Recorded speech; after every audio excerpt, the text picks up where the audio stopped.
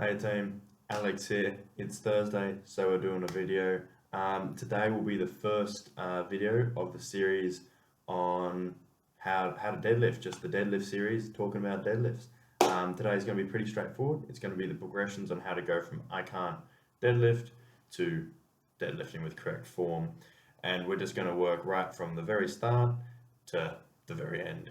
And if you may not find that you start right at the start. You may already have that down pat, right? And so then you'll start where you're currently at. I would actually recommend making sure you start at step one. See if you can do it. If you can do it, sweet, go straight to step two. But see if you can actually do it properly, because a lot of people think they can do it and they just can't quite. So you really need to know that you can hit that movement first.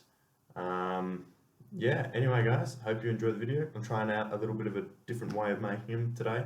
So yeah, let's get into it. Hi team, Alex here. I've already done the introduction, so never mind that. So we're doing the deadlifts, and this is our first little bit, this is our first step on the road to deadlifting.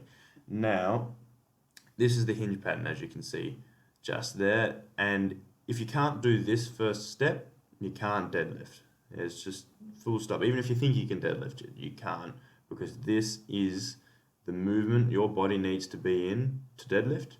And if you don't have the ability to do this without load, you won't have the ability to do this with load. And that's just a fact. There's no questioning in that. If you can't do this without load, you can't do it with load.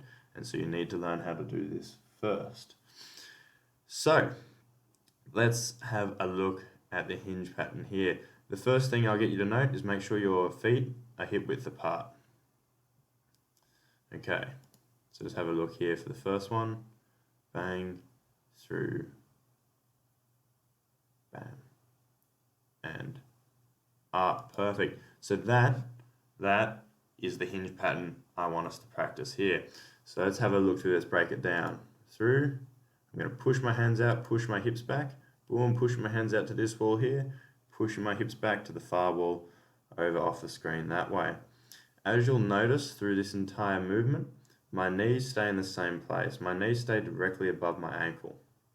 My knees do not move back in this direction as I try and lock them straight, and they do not move forward and I do not bend them. You want a thing called soft knees, which is what this is here. I'm not bending my knees, I'm not letting them come forward, but I'm not locking them out straight and doing a stiff-legged deadlift and they're not back here somewhere. The other thing you'll notice is that my feet, my toes are on the floor. A lot of people, when they lock out their knees, your toes have to come off the floor as you push your hips back. So that's another thing you don't want. You don't want your toes to come off the floor. The whole movement through here is coming through your hip joint just here. All the movement is through your hip, and this is why it's called the hinge pattern, is all you're doing is pushing your hips backwards in this direction. As I come through, I'm keeping my back nice and straight in one line from my shoulders to my hips. So moving through, bang, there. Nice. Looking through, going in, pushing forward, hips back, and reach. So this is at the bottom just here. As you can see, I'm almost parallel to the floor. And that's really where you want to try and get to. And I'm pushing my hands and my hips as far away from each other as possible. So what I'm trying to do is get this big stretch through my hamstrings. If you're not feeling a stretch through your hamstrings, you're not doing it right. Now, what I'm not letting myself do is bend my knees. It's very tempting to bend your knees and try and get down further, but that won't help you. Your knees stay soft and you're just trying to push your hips and your hands as far away from each other as possible. Okay, once I get to that lowest position I can be in, which is for me is here, I'm then going to bring my hands down to my knees. Bang, in that position just there.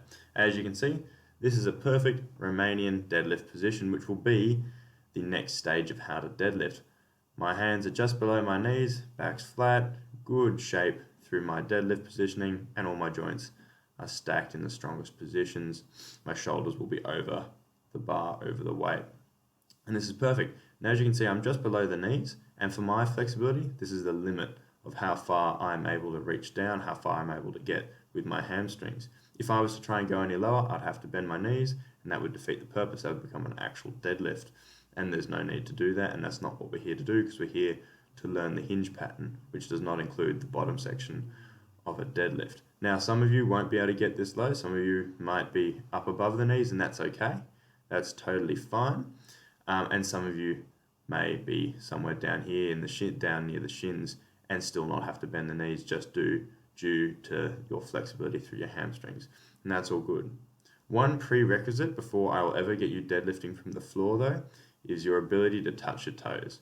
If you can't touch your toes, not necessarily in this position, just touching your toes in the regular way of touching your toes with straight legs. If you can't do that, you don't have the flexibility to properly deadlift from the floor, and that's okay. That's something that the next stages here will be able to work on. So just having another look, a couple more reps through here, just reaching forward, pushing the hips back, down, and up. Perfect. Awesome. So we're just going just back to there, here. So as you see, when I finish at the top, I drive my glutes through and bang, I'm stacking all my joints here. So my glutes don't end up, my hips don't end up somewhere out here. They're directly below my shoulders, all right? I drive, squeeze my glutes on and land directly below my shoulders. I don't keep pushing through and therefore load up my spine. My ankles, knees, hips, spine, and shoulders are all in one nice column, one nice strong pillar just here.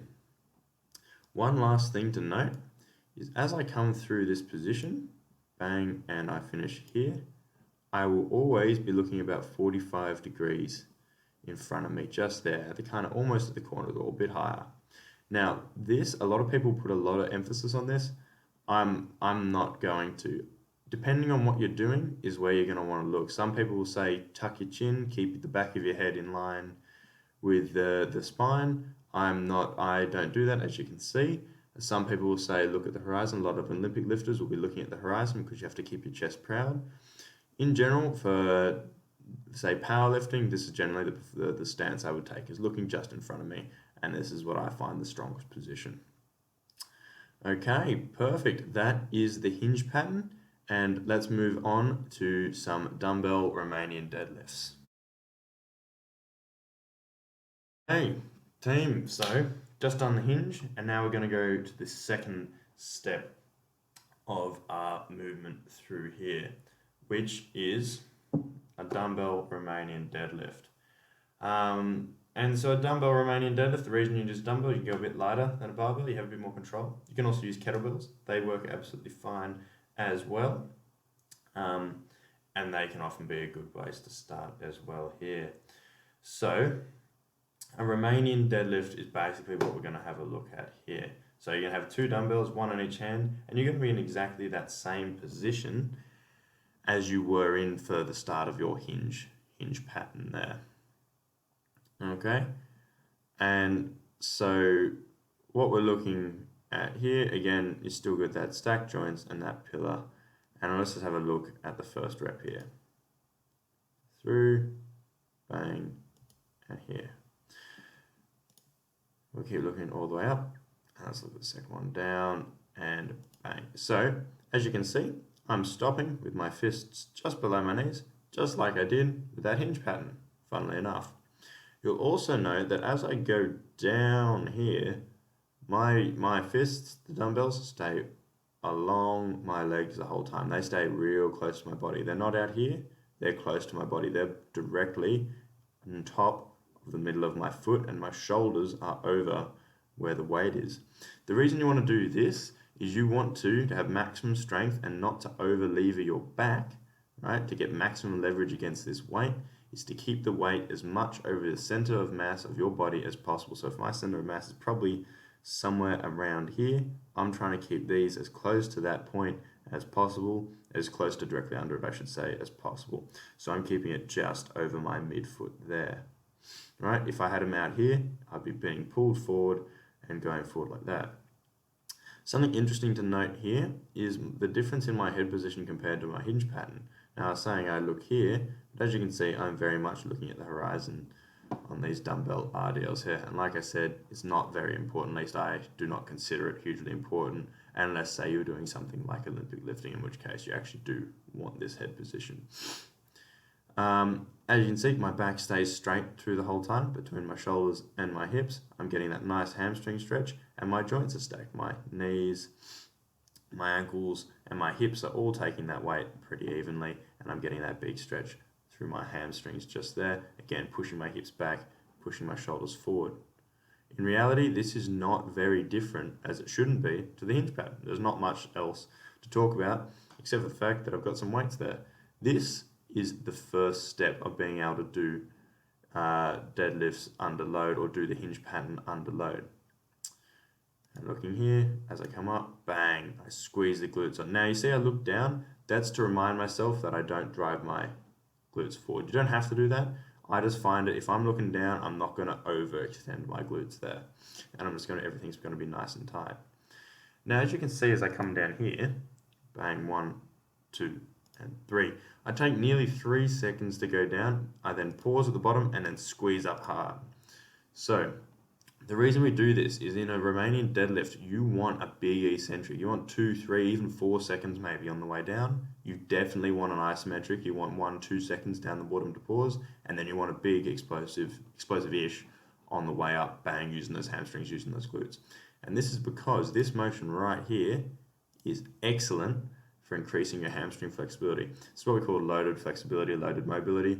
It means to increase your flexibility through your hamstrings whilst increasing their strength is highly important, because if we just get flexible, right, it doesn't mean that the muscle is strong in that flexible position. Sure, it can get there, but it's going to get injured in that position. Whereas if we can get it strong at its full extension, when it's really stretched out, then that's going to help prevent injury, and it's also going to help us get more flexible so we can touch our toes, deadlift from the floor.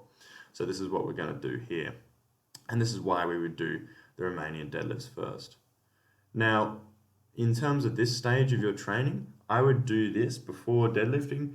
If you've never done deadlifting before and you've just mastered the hinge, you're pretty happy with how it goes, I would make sure that you've done the hinge for a week or two and got it down pat. Maybe do it as a warm-up just to make sure, okay, sweet, before you do this, to make sure you've got it under control and you know how to do it. I would do this phase for 2 to 4 weeks, if not more. Like 2 if you're smashing it really well, but probably more. I'd go 4, 5, 6 weeks. It doesn't matter, because this is going to make you stronger. This is going to be an excellent thing to get you stronger and build up to deadlift. So it's not like you're wasting time doing this. You're going to get stronger, you're going to get more flexible, and a whole bunch of good things like that. So that is your dumbbell RDL. And there's really not too much more to that. Again, as you notice, my toes are staying nice and flat on the floor the whole way through this. Bang, and up, squeezing through. Perfect. So let's move on to the next one, which will be very similar. We're just going to go to a barbell RDL. Okay, team, just having a look at a barbell RDL here. Now, I know the camera angle is not the best on this one, but this is going to be a quick little section anyway. So this is very, very similar to how we would do the dumbbell RDL. You want to be gripping just on the outside of your legs here, just on the outside of the knurling. Your feet are going to be in the same position, everything else is going to be in the same position, and we're going to come through and do the deadlift, the barbell RDL, just like we did with the dumbbell RDL. Exactly the same motion here. Now this one you might find it a little bit harder to keep that barbell close in here, close into your legs and not let it come out, because again, it can't come around to the side of your legs at all like those dumbbells can. It'll stay right in front, and that bar should be touching your shins as it goes past. And again, staying over your midfoot. Again, if you see, my shoulders are still over the bar here. Otherwise, it is basically the same as the dumbbell RDL. And this would just be the next progression. And you can start, of course, putting a bit of weight on those bars, on that bar as well. Start light with the dumbbells. Once you get up to a decent one, decent bit of weight, 20 or so kilos, maybe 15 each hand perhaps. Then jump on the barbell, work on that with the bar, and get that up to a decent weight as well, and see how far you can get through there, keeping that good position.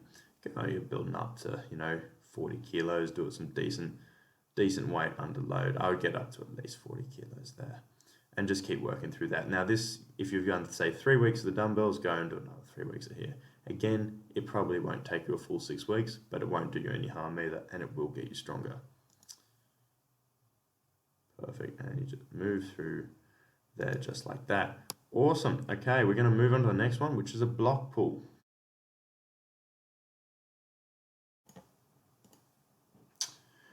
Okay, team. So we're going to go to the barbell block pull now. As you can see, the weights are resting on a couple of blocks, and this will be done with weights. Make sure you have full-size plates. Don't do undersized plates with this or deadlifts. It'll be too far. It'll be like doing deficit deadlifts, and that's not what we need to do. So this movement, unlike the others, doesn't start from the top. It starts from the bottom. So we're going to have a look at the setup here. Bang.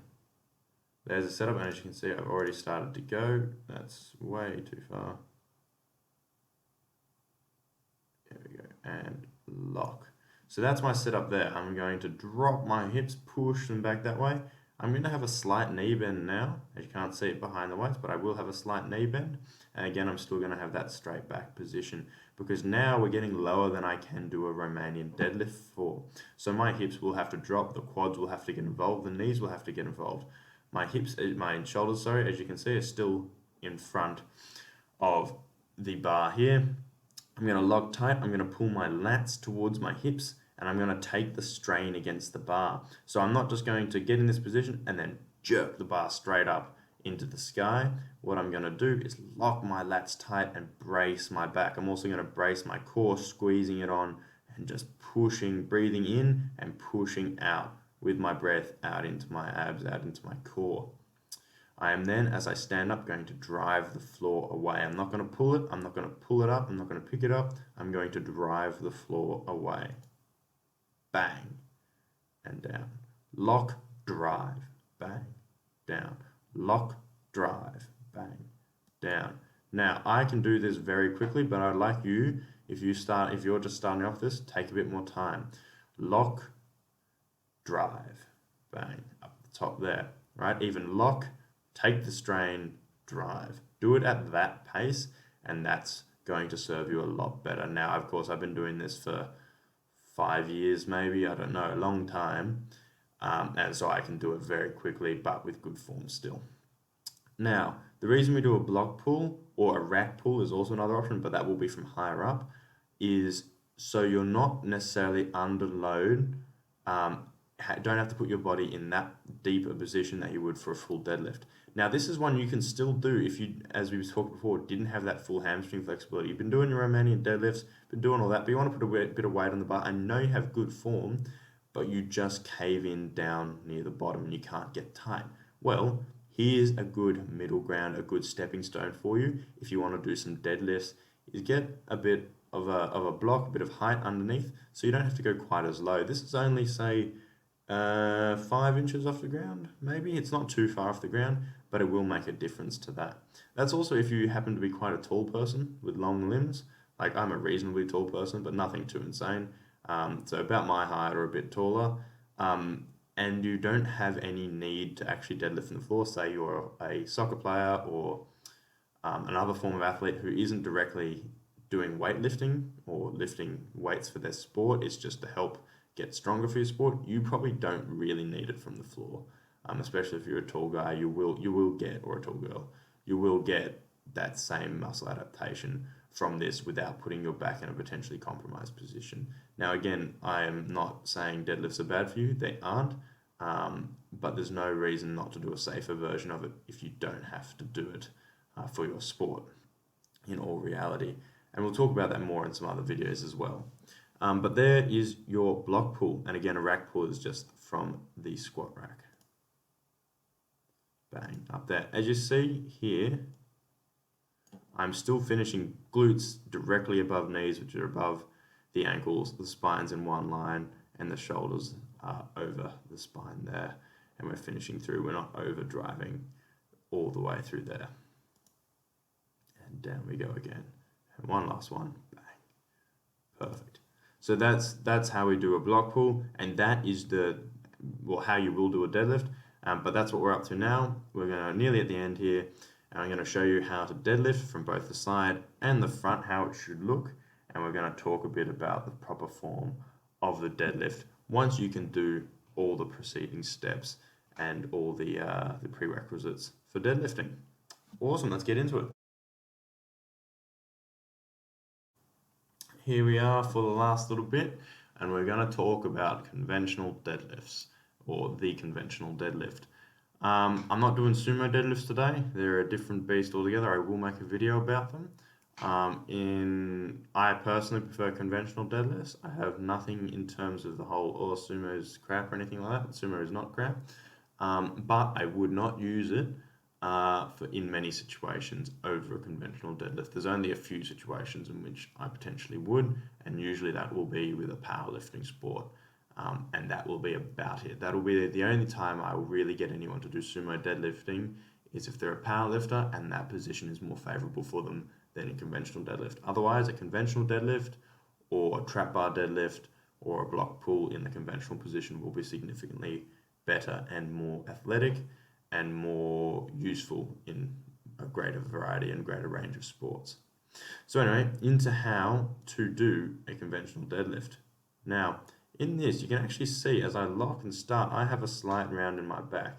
And there's two reasons for this. One, I had a bit of a sore back that day, and I was protecting it by turning my abs on more and therefore curving my back a little bit. So this, honestly, isn't the 100% form I'd actually want you to look like. However, the second reason is I do powerlifting as a sport. And in powerlifting, you don't have to have a dead straight back.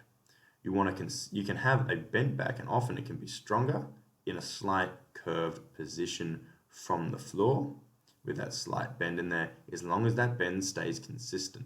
What you don't want to see is as I drive from the floor, you don't want to see my hips shoot up like this and my back just boom go in this big curve like that. That's not what you want to see. You want to see this curve stay the same the whole way through, and that is what we see here. As I go up, bang, through here, the curve doesn't get any worse. In fact, it straightens up as I go. All right. So that is, if I saw that someone doing that, I wouldn't be too worried. I'd probably ask them how their back's feeling, but other than that, I wouldn't be too stressed. Now again, if you're going light, again, like I said, with this kind of weight for me, I shouldn't have a curved back at all. But again, like I was saying, my back was feeling a bit weird. By the end of doing about 1 billion reps, because I had to do so many takes of this, I just think it wasn't in the best way on Monday for whatever reason. So there you go. So let's have a look through this. Here, it's basically the same as your rack pull. Again, your hips are a lot lower. You've got a lot more knee contribution, a lot more quad contribution to drive it off the floor. And I'm looking forward here like I usually do. My shoulders are over the bar. Bang, that's some nice looking form. Again, you got that little curve, but that's okay. That's not going to hurt me there. Again, my abs are braced. My glutes are going to drive through, and I'm going to push the floor away. The big thing here is you're going to drive the floor away. None of the pull, your hips shouldn't shoot. Everything should move together. Hips come forward, shoulders come up, knees drive straight. Just like that, and they all work together. Bang. Come down, nice and controlled. Bang, into that position again. As you can see, just before I do my lift, I let my shoulders come forward and then squeeze them back really hard. Bang, lats on there. And that's just going to brace right down my back and get everything really, really tight. And that's how we're going to make sure nothing gets injured there. So that's armpits to hips is a good cue for that, or break the bar around your shins. Bang, and up we go. So that's that deadlift from the side, looking through. Bang, very nice there. Again, the glutes aren't shooting through over much, just through, bang to there. And that's all they're going through. Now, let's have a look at the front. So this gives you an image of how my stance is that we haven't really seen too much before, because again, this doesn't have as much of a contribution. This isn't as much finesse to this bit as there is to the side, and the main thing is you're getting the side right. We can work on this now and a bit later. So again, you can see my feet are hip width apart. My hands are just on the outside or just on the inside of that knurling on the bar, which is the rough bit of the bar. Some will have it closer, but basically your hands should be pretty damn close to your shins. Now you can see, of course, as I set up, my back's rounded to start with, just the setup, and then I'm going to squeeze it tight as I pull my chest up, pushing it towards the floor just like that, looking forward pretty much at the camera here and looking nice and tight. As you can see, my knees have driven out just a little bit, but I'm going to keep them nice and directly under my hips. I'm then just going to drive straight up to the sky. Bang, finishing through there. Tight, drive, bang. Now you can see as I lock on, right? And I'm moving back a bit. As you can see as I lock on, the bar will shake.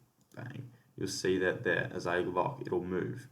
And that's me taking the strain out of the bar. You're taking the slack out of the bar there. Bang, locking those lats on. And so my body's ready to lift because I'm already pulling about 39 out of this 40 kilos here.